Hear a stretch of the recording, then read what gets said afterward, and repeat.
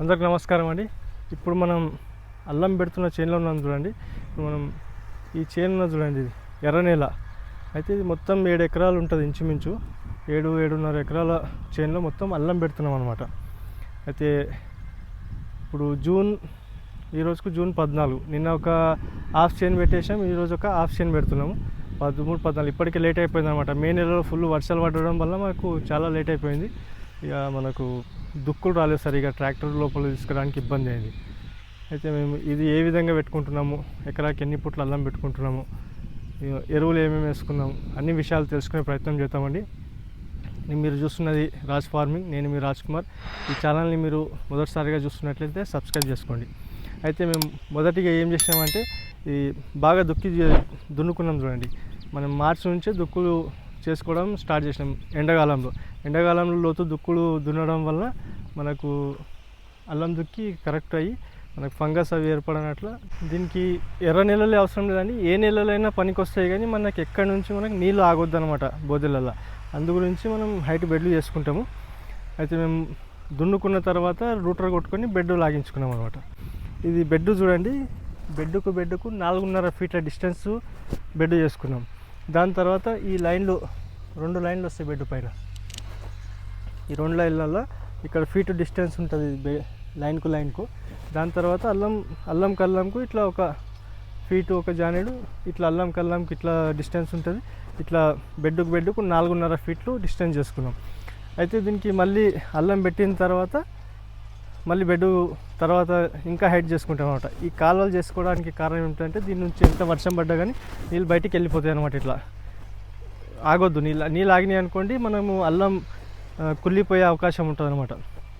అయితే మన ఎరువుల విషయానికి వస్తే మేము పశువుల ఎరువు మరియు కోళ్ళెరువు, మళ్ళీ దాని పొట్టుది కూడా కోళ్ళెరువు ఒకటి, మళ్ళీ ప్రేస్మెట్, ఫ్యాక్టరీ కంపోస్టు అన్నీ మిక్స్ చేసి వేసినాం చూడండి. అన్నీ ఒకే దగ్గర కుప్ప చేసి వేయడం వల్ల ఎరువు చూడండి ఈ విధంగా అయింది. దీనికి ఏం చేసామంటే మళ్ళీ బెడ్ తీసిన తర్వాత మొత్తం ఫుల్ చేలోనే వేయనట్ల బెడ్కు ఇట్లా మనుషులు పెట్టి బెడ్కి వేసుకున్నాం.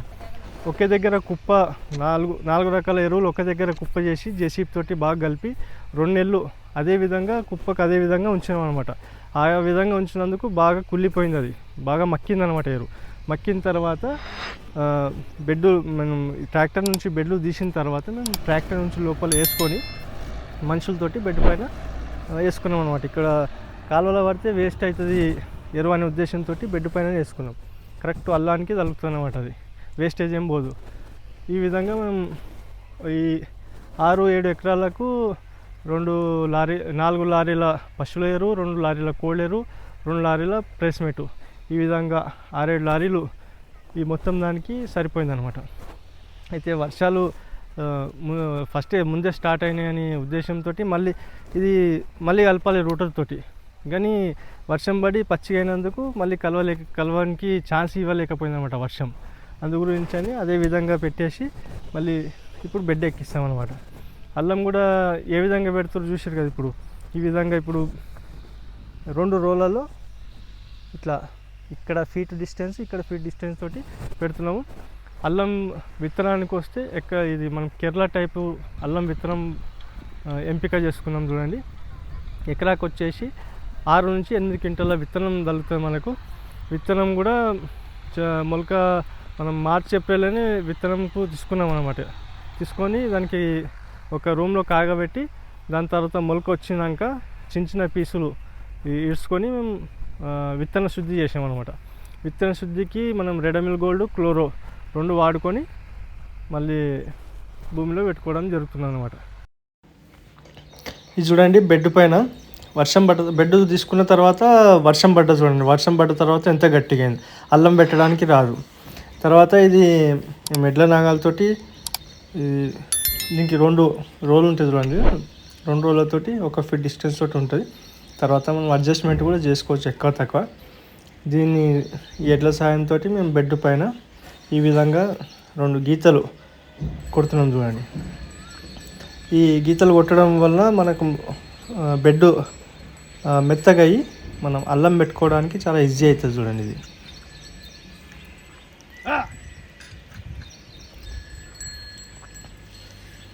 ఇది చూడండి లైనింగ్ కూడా ఎంత కరెక్ట్ పడుతుందో చూడండి.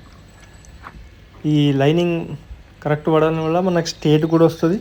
అదేవిధంగా పెట్టడానికి అల్లం పెట్టడానికి మనకు మెత్తగా లోపల విత్తనం పడి ఈజీగా వస్తుంది అనమాట.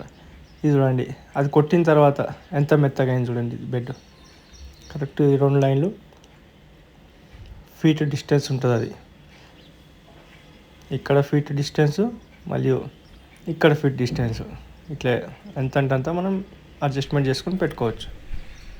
దాని తర్వాత అల్లం ఆ గీతలు కొట్టుడు అయిన తర్వాత మనం అల్లం పెట్టుడు స్టార్ట్ చేసినాం చూడండి. ఈ విధంగా లేబర్ సాయంతో మనం అల్లం విత్తనం విత్తుకోవచ్చు. ఈ విధంగా బెడ్ల పైన 2 రోలలో.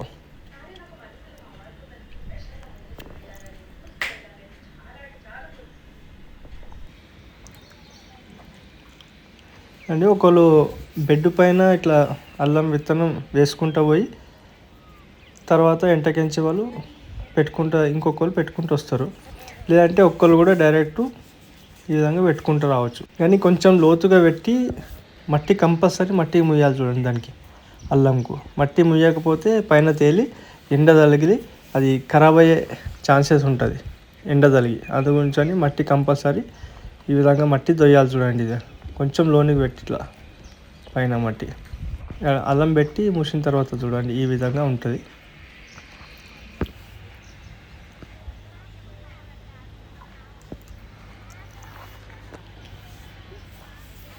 అల్లం ఇదే లైన్లలో అల్లం పెట్టుకుంటూ వస్తున్నారు చూడండి. ఇంచుమించు ఇది 7 ఎకరాలు 20 మంది లేబర్లు అల్లం పెడుతున్నారు. ఇది అయితే ఇది 2 రోజులు అవుతున్నది దీనికి ఇంత చైన్ పెట్టడానికి మొత్తానికి. అక్కడ ఎడ్లు కూడా గీతలు కొడుతున్నాయి. దాని తర్వాత ఇది అల్లం పెట్టుడు కాగానే మేము ఈ ట్రాక్టర్ ఉన్నది చూడండి. ట్రాక్టర్ తోటి వెంటనే బెడ్ ఎక్కిస్తాం అనమాట. బెడ్ ఎక్కిస్తే ఏమవుతుందంటే అల్లం పైన కొంచెం మట్టి పడి కొంచెం అల్లం లోపలికి ఉండి మనకు ఎండ తగలని ఏది తగలని పైకి తేలనట్లు ఉంటుంది. ఎండ తగలడం వల్ల మనకు అల్లం ఎండిపోయి మొలక శాతం తక్కువ వచ్చే అవకాశం ఉంటుంది. అందు గురించి ఈ ట్రాక్టర్ ఉన్నది చూడండి. ఇది ఒకేసారి 2 బెడ్లు మట్టి తోలుకుంటూ పోతుంది అనమాట. ఇది చూడండి ఈ విధంగా మట్టి కూడా మనం అడ్జస్ట్మెంట్ బట్టి ఎంత హైట్ అంటే అంత హైట్ చేసుకోవచ్చు. ఇప్పుడే స్టార్టింగ్లో కొంచెం తక్కువ హైట్ చేసుకోవాలి. మళ్ళీ తర్వాత ఇంకా 2 సార్లు 3 సార్లు కూడా మొలకొచ్చిన తర్వాత కూడా మనం మట్టి తోలుకుంటూ పోవచ్చు అనమాట టిల్లర్ తోటి. ఇంకా కింద పచ్చిగానే ఉన్నది చూడండి. ఇది చూడండి ఈ బెడ్లు కొంచెం హైట్ అయినాయి. మళ్ళీ కాలువలు ఉన్నాయి చూడండి. ఈ కాలువలు మనం ఉన్నందున మనకు వర్షం పడ్డ నీళ్ళు కానీ ఏది కానీ మొత్తం స్ట్రేట్గా బయటికి వెళ్ళిపోయే ఛాన్సెస్ ఉంటుంది అనమాట. నీళ్ళు లోపల చేనులలో ఆగొద్దు. నీళ్ళు చేనులలో ఆగితే మనకు అల్లం కుళ్ళిపోయే ఛాన్సెస్ చాలా ఎక్కువ ఉంటాయి. కాబట్టి వెంటనే అల్లం పెట్టుడు అయిపోయిన తర్వాత బెడ్ ఎక్కించుడు అయిపోయిన తర్వాత వెంటనే ల్యాటర్లు వేసుకోవాలి కంపల్సరీ. వర్షం పడ్డది అనుకోండి పర్వాలేదు. వర్షం పడకపోతే కంపల్సరీ వెంటనే నీళ్ళు తడుపుకోవాలి. మిగతా ఉంటే 2 ల్యాటర్లు వేసుకోండి ఒక్క బెడ్ పైన. లేదంటే ఒక్క ల్యాటర్ తోటి కూడా వాటర్ ప్రెషర్ తోటి పెట్టి మనం బెడ్ తడుపుకోవాలి కంపల్సరీ. వెంటనే మనం అల్లం పెట్టిన అదే రోజు కూడా ల్యాటర్లు వేసుకోవచ్చు. లేదంటే మనం తెల్లారి వేసుకొని కంపల్సరీ తడుపుకోవాలి. బాగా తడుపుకుంటే మొలక ఒకేసారి వచ్చి మనకు మొలక శాతం మంచిగా వచ్చే అవకాశం ఉంటుంది. చూడండి ఈ విధంగా ప్రెషర్ తోటి నీళ్ళు వదులుకోండి. చూడండి ప్రెషర్ ఎట్లా ఉన్నదో.